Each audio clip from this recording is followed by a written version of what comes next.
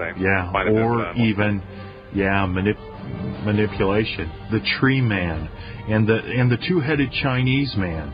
You know, he's got another head growing out of his own jaw. They both smile. We're going to take a break. Like Men in Black.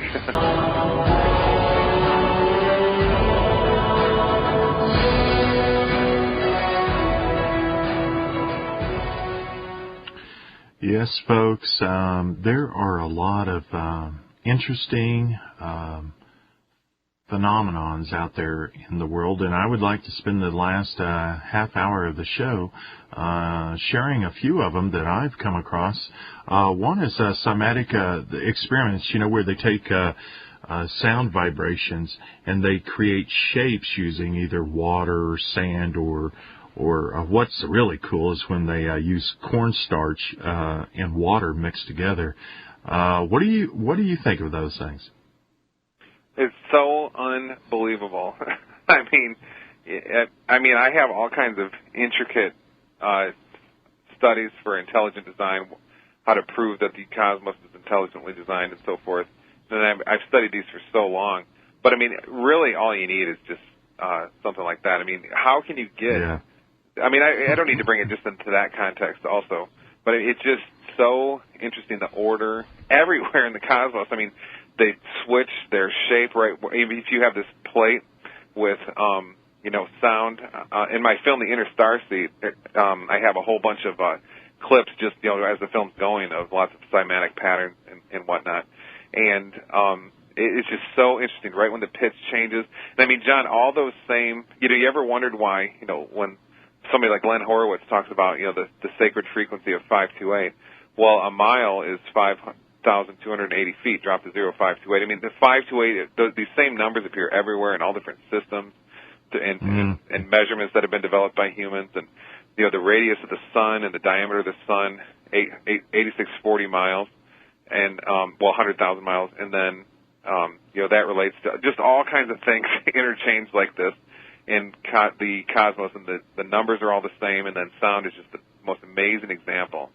And nobody can be anything but shocked when they see those patterns form. And have you ever heard of an Edophone, John? No, I don't. Oh. Well, I have a book here, speaking of numerology. I'm actually going to grab it right behind me here.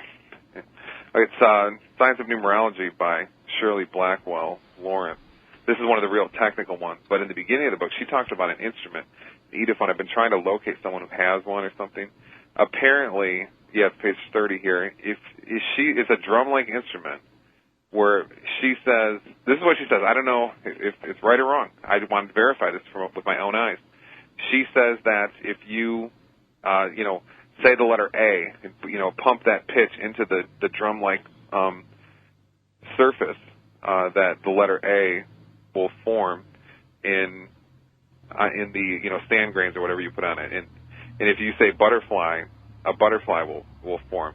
Now it sounds I'll just be honest, it sounds like quackery to me, but I need to before I really make that claim, because she's an amazing book she wrote. She's an extremely incredible and incredible person. So I want to find out if it's true or not, but that would be so amazing if that was the case. And that would just tell you how far cymatics goes and so forth. Yeah. Hey, on the cymatic experiments, folks, if you're not familiar with it, what they can do is just take a small bowl or plate of water, and you just put sound vibrations to it, and you will change the ripples. If it's water, they will. It's amazing. You just have to see it to believe it, but it just does show the hand of the divine is in everything, and it's related to sound. And I believe, I tell you what, when I was thinking about this today, Jeffrey, I was thinking I would like to take Daniel Tammet, that gentleman I was talking about last night on last night's show, and have him look at the the order of the sand grains and how they change with the pitch of sound and stuff, and see, I mean, he sees numbers with every shape. So whether it's water or sand, wouldn't that be interesting to see what numbers he's seeing when he sees those different shapes? Yeah, that relates a lot to what this Shirley Blackwell Lawrence is saying as well. Apparently there would be some extraordinary findings. You wonder if he could just penetrate into seeing all different kinds of issues about our cosmos that we didn't even understand previously by doing that. And you know, another thing, John, is remember that Nano Voice show we did like 2 weeks ago with was her name Sherry Harris or Sherry Edwards? Right. Sharry. I mean, she, you know, telling us that our physical voices that you hear right now, you know, to give a signature of what we're all about. I mean, that shows how deep this whole sound science goes. I mean, our university professors are just, you know, studying atomic weapons and vaccines and global warming all day. I mean, have they missed a boat or what? I mean, this is the big stuff. I mean, where you have cymatical issues in just incredibly profound form showing up in system after system, area after area. Yeah, it's fascinating. And, you know, folks, when you go check out cymatic experiments, they're on YouTube to watch these videos. Be ready to spend some time over there because they're just all fascinating. And one of them is taking cornstarch and water. I know several people listening already know this, but, you know, it's a liquid and solid combo. And so it behaves like liquid if you're gentle with it, but if you strike it hard, it becomes a solid. Now, I'm going to tell you what I was going to do with that as an invention. You want to hear $1 billion idea?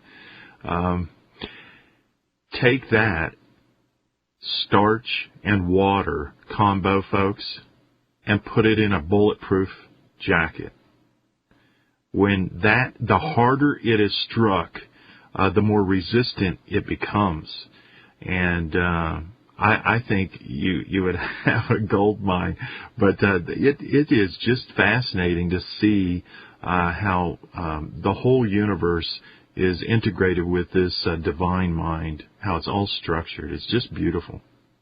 Yeah, it's you can't help just not keep talking about it for a second. It's just so spectacular. And I mean, I've had so many Christians attacking me lately over some issues that we've discussed in the show, and then on my antimatter show yesterday, it's just been a blitz. And I mean, I just can't help thinking. I mean, they're taking the Bible as this, you know, like a book, like a bunch of words or something. No, it's supposed to be an experience. It's supposed to get you to direct awareness of all this beauty and divinity streaming through the universe at all moments. That's why the Creator is omnipresent. You know, it's not some far-off domain or something. It's all over the place.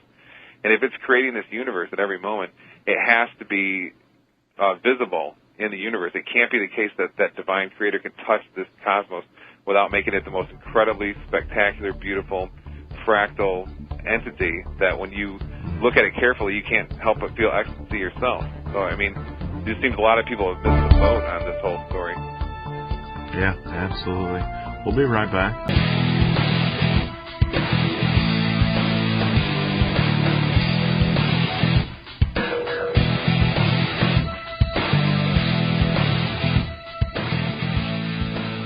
Let me and Jeffrey encourage you to share this program with your friends and family.